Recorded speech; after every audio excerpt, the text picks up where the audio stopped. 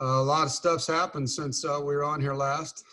So taking it one day at a time, really proud of our staff and our team. It's been, we only had one true week of fall camp. Fall camp for us is practice without school going on. So we had our first week of that, and we're able to have 2 practices in helmets only, and then 2 in what we call uppers, shoulder pads and helmets. And a lot of team meetings, a lot of install, a lot of situational football, a lot of good competition during that week. And had a great feeling coming out of that week, not only with the guys, the way they were talking to each other, the way the staff was interacting, the chemistry of the club and how it was coming together. And then, went home Sunday, had a really good plan put in place for this week. And then things started getting crazy in college football. So, today, obviously, we're feeling good about what's happened in the Big 12 as far as pushing the direction of what the ACC and SEC are also trying to do. But we're really taking it one day at a time, just trying to help our student athletes and our staff manage what we can. Our focus right now is just been on our install. We've backed off on, some things contact-wise with the players and made it more about, individual operating our systems, the knowledge base, the mental stuff that goes on with it, and keeping them in physical condition. We'll get back into this weekend, putting helmet and shoulder pads on and full pads Saturday is kind of our plan. So that's where we're at right now. When things started to, kind of look for the worse on Sunday, we modified things for the beginning of this week just because we want our guys to be in a great headspace when we go out on that field. And so we sat down as a team, and Boo did a heck of a job coming over and talking with the guys. We've been very transparent about everything we know. And there's a lot of questions, the same stuff that you guys are hearing about, asking and reading that we've been dealing with. And the guys have been awesome just asking, and all of us, making sure we're on the same page each day. So that's kind of where we are over here. I think our protocols day in and day out have done really well. The testing, the mask wearing, the cleanliness, the spacing, the way we're using our meeting rooms and spacing guys out, the way that we're doing our practices and splitting the team when we can in different groups, and keeping the numbers small and educating them on, the things outside of this building, because obviously here it's very safe for them. And they've done an outstanding job, the staff and the players alike. And so we'll just keep working that way and keep learning as we go. But excited about, kind of where things are in this hour. We'll see where things go in the next. Any questions? Looking for raised hands. All right, JB Ricks, what you got for Coach? Hey, Coach. Hope you and your family are well, and thank you for taking out this time. You kind of just answered my question, but I guess I can enhance it a little bit by asking you, what can be done better when it comes to the protocols of this COVID-19? The ACC is content. They put out a statement yesterday saying that they are happy with what is taking place with their 15 campuses. And you just expressed that same sentiment, but is there anything that can be done better to make sure that the ACC has a football season this fall? Yeah, that's a good question, JB. I think we're all listening to the medical advisory boards, and all their information, flows through our medical staff and into us. And so everything that we know we're doing. I think you guys all know that this thing evolves on what the best practices are, and as they change, we change with them. So, we're doing everything that we know how to do because of the experts and following their guidelines. And all of a sudden they change what they think we should be doing, we'll change with them. But the last thing I'm going to do is put any of our staff or players at risk. The things that they've asked us to do are working. And, if there is a positive test, the return to play protocol, involves the cardiac exam. And so there's a lot of things to get the guys back. Even after the 14-day quarantine, they have to go through a 5 to 10-day return based on what comes back in that physical. So there's a lot of measures here, and we feel comfortable with it, but this is new for everyone. So I'm not going to tell you that it can't change. I mean, things can get better. If they give us better information, we'll change with it. Thanks so much, Coach. You bet. Todd Gibson. Coach, should the players' voices be heard more in this whole situation? They put so much effort and time into it, and they've got so much riding on this. Do you think the players their voice just isn't being heard right now, and should it be heard more? Yeah, I don't feel that way. You know, I'm not sure where that's coming from. I think our guys feel very heard. You know, we're having daily discussions. I'm going to the guys on a lot of topics. I'm not making any decisions without their input right now. And I think that's because I think if in this sport, it's a physical sport. It's a mental sport that requires a lot of endurance mentally, physically. It's a contact sport. And to be good at it, you have to be in the right headspace. And so for me to have any uncertainty out there is only going to prevent them from being the player that I want them to be. And so we're very cautious about that. And I think our guys, if you ask them, will tell you that they're very heard. Now, I don't know how things are at other places, but I don't feel that way on our campus. Thanks, Coach. Jonas Pope. Hey, Coach, how are you? Good, Jonas. You mentioned about the guys being in the right headspace, and you kind of talked about going from Sunday when everybody thought the worst until you got some kind of good news later on in the week. How do you kind of keep those guys locked in and in that right headspace with so many different changing parts that's going on in college football? Yeah, I mean, think about the week we just had, you know, the hurricane rains or whatever, and then we're playing football, we're not playing football, then we have an earthquake, and then we're playing football, you know. I mean, these guys are going through it. And so I think the first thing you have to do is just admit that, you know, they're going through a lot.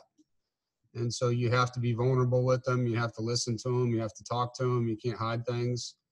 And I think just letting them talk and ask questions and letting them know that you care about them. You know, I think just being on the same page. I think we have to embrace the fact that things are going to change, you know, and I think that's the one thing I've told them. Like, I could come in here today and tell you something, and tomorrow it could be different. You have to embrace that, because that's not out of anyone's, you know, everyone in the world's dealing with that one right now, and we have to be good at change. But I think just knowing that there's a lot of questions, and so you've got to let them ask them, you know, and build time for that with your players and your staff. For that hour and a half or 2 hours when they're on the field, can you tell, like, that's like a getaway from them, like they're really locked into having fun and not thinking about all, like, the outside distractions? Yeah, and we had a blast yesterday on the field with them. And I'll be honest with you, this whole camp's been fun. Players, there's just a good vibe here right now with our guys and our staff. And that's what's making this hard for us, because these guys are really enjoying it, you know, and they want to play. I think they feel like something is going on here that they're excited about, and I know that to be true. And so that's what makes the uncertainty hard. And you've got some young men that have gone through a lot injury-wise on this football team that have missed football and don't want to wait, you know, another 6 months or whatever it is to play it. And so it is a release, to answer your question, Jonas. And I think, you know, you just have to be smart about, you know, how you do it and how much. We're still, assuming we still play a month from today, you know, we're 30 days out. And so we still have time. We don't have to do this in a sprint. You know, you have to be smart about the workload and the recovery aspect. And it's a different camp. It's just a much different camp. And so saying, oh, this is what we used to do. No, that's not the conversation. It's what's best for today, you know. And you talk to the guys, you talk to the staff, and everybody's on the same page. Thanks, Coach. Andrea Adelson. Hey, Dave, just curious, how do you square the fact that their Big Ten and Pac-12 don't feel like it's safe to play, but the folks in the ACC believe it is safe to play? How does that mixed messaging kind of work when you sit down and try and figure out what a season could potentially look like if it happens? You know, I can't judge those other two leagues because I don't know what their conversations are. I haven't been given that information. I'm just listening to what the ACC is telling us, and our head coach's calls, my daily conversations that I have with our administration. I read all the same things that everyone else reads, but I'm not trying to get caught in the weeds of, why the Pac-12 does what they do or the Big Ten does what they do. They've got a different area of the country. They're dealing with different things. Their student bodies may be different in how they're being handled. Their class calendars may be different in how they're being handled. So, I know all we can do is look at what the medical advisory board and our different areas that we're in our team. And right now things here are in a very positive light. All right, a reminder to use the little raise hand function if y'all have a question.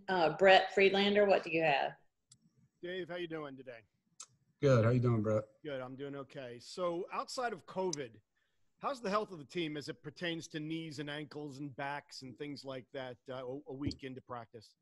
So you can knock on wood, everybody, at the same time, and things are good. and how are the guys that are coming back? We want to keep it that way, Brett, so let's not talk about that one anymore. How are the guys who are coming back from injuries, who have rehabbed, and how are they looking? Are they back in the swing of things, or is there some rust there? They're doing well. I'm very proud of the rehab staff and the strength staff and the young men for the work they've put in. They're doing well. Now, we haven't had a lot of contact football here yet, so what I'm giving you is based off of what we've done, but they're doing well.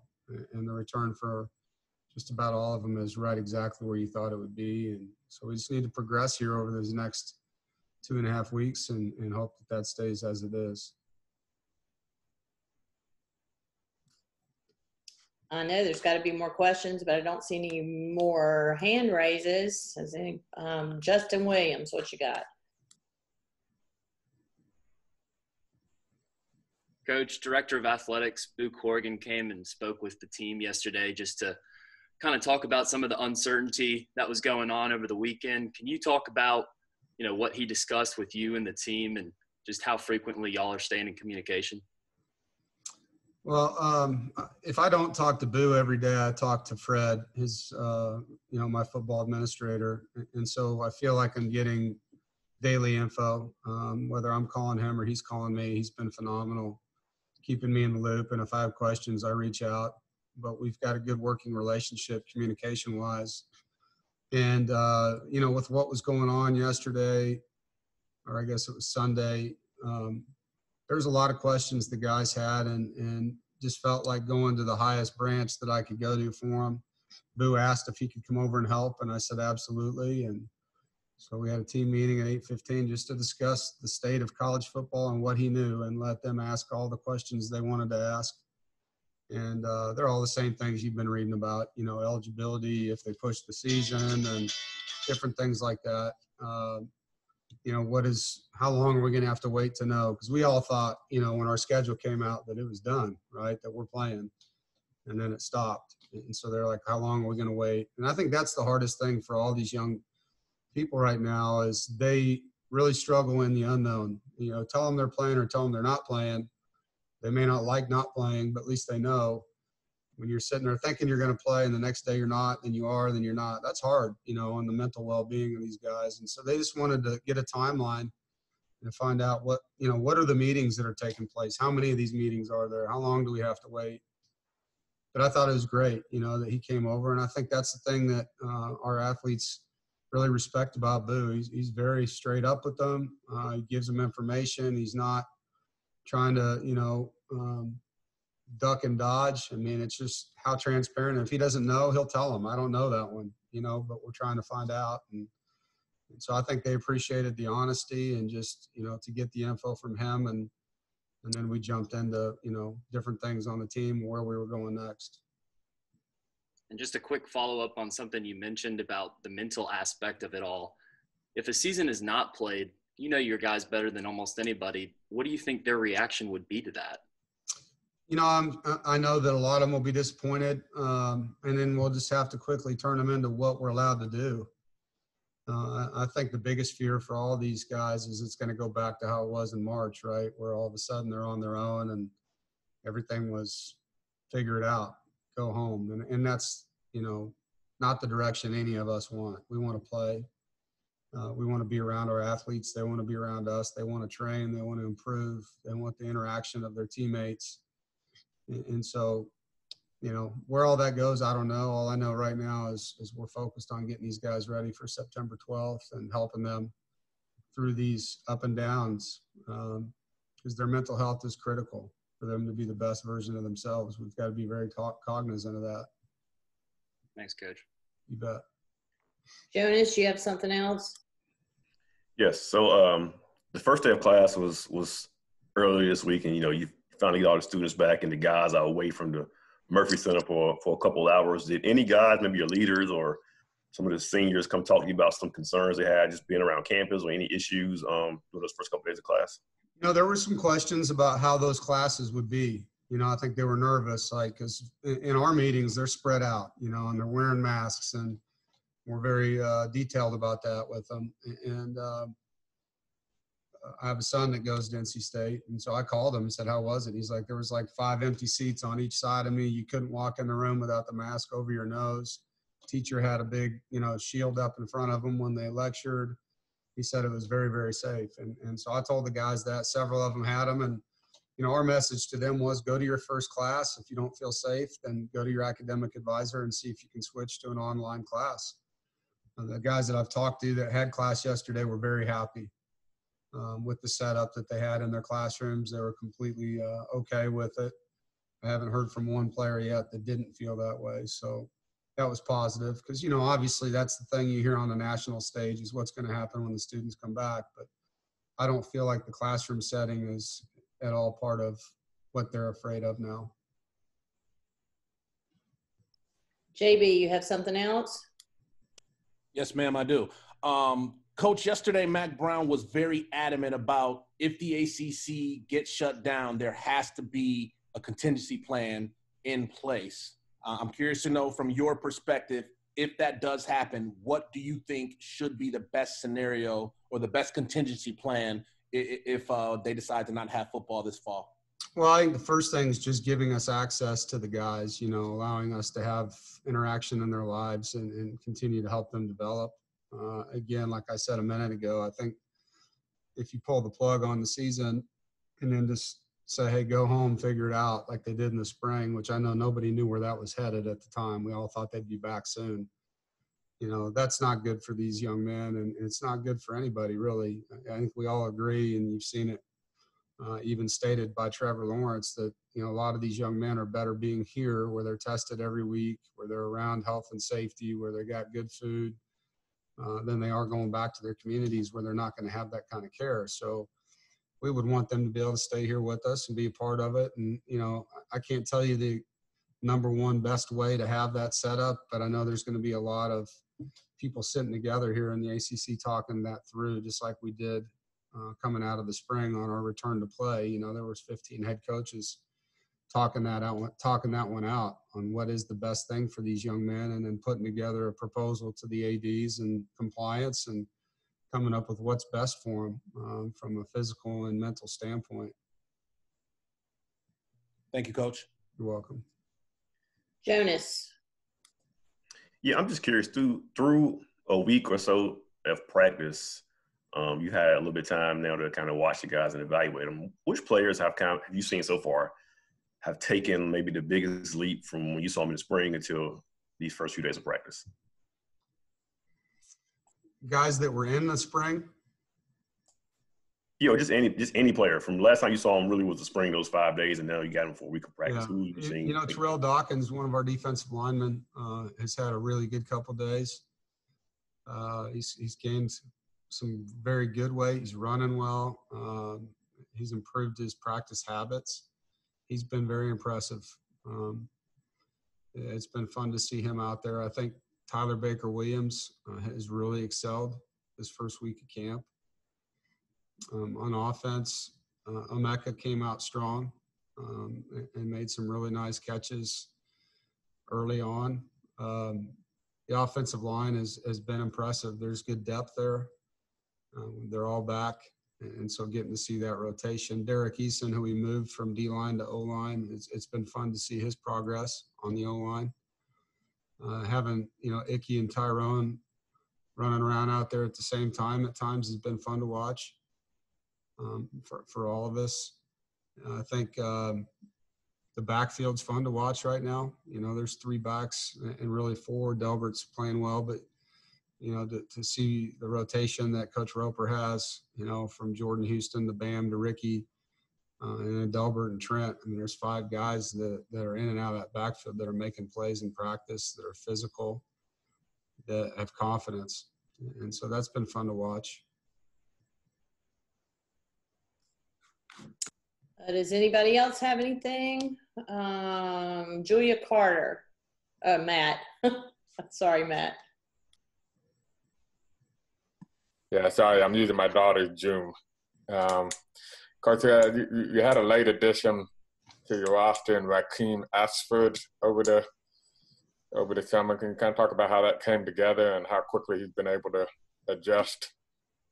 Well, you know, we had a player, Isaiah Stallings, decide to drop down a level to play his senior year. And so we felt like getting, you know, a transfer in to that spot to kind of, again, spread out the depth was important because we have some good young players. We have some good older players, and getting that kind of middle filled out.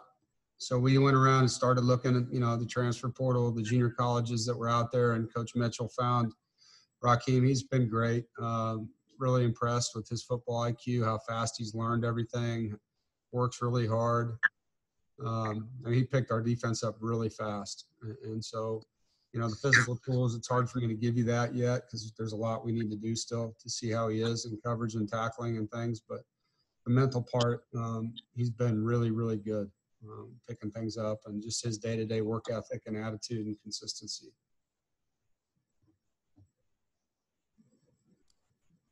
Alex Sawyer, what do you have? Hey, Coach, this is obviously a very different entry into college football for the freshman class. How do you feel like those guys have done now that they've had a week, both from the mental side of things, but also the way they've gotten into the flow of practice?